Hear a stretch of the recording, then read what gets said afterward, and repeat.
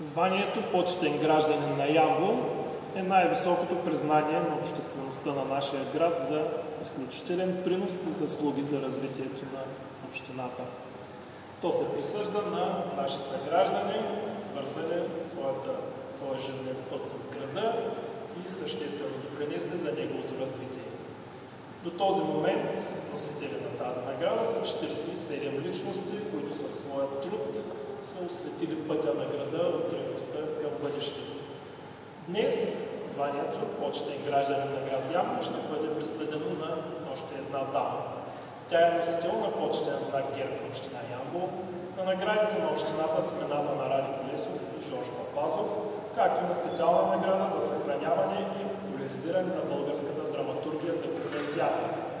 40 години от своя живот тя е отдала на развитието на театрите в Ямбол, първо като драматург на Държавен драматичен театър, а след 1997 като директор на Държавен куклен театър Георги Митев Шор. Под нейно ръководство през 2002 година са възстановили националния конкурс за драматургия за куклен театър и любимия на всички куклено-театрален фестивал Михаил Лакан. На основание член 40 алинея 1, наредбата за символика бе от бюджета на община Ямбол и във връзка с член 21 алинея на точка 22 от Закона за местно самоуправление и местна администрация. Общински съвет Ямбол удостоява със звание за почетен гражданин госпожа Елена Дойчева.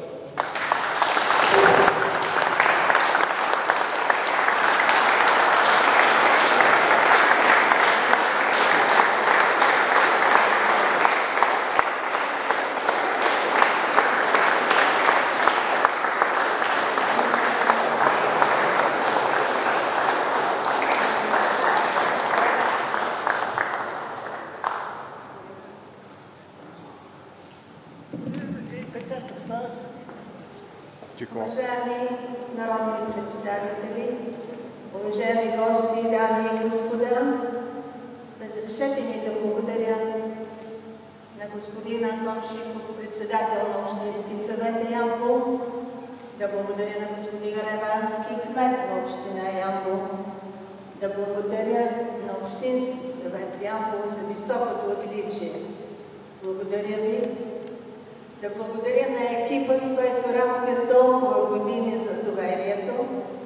Благодаря на всички ви.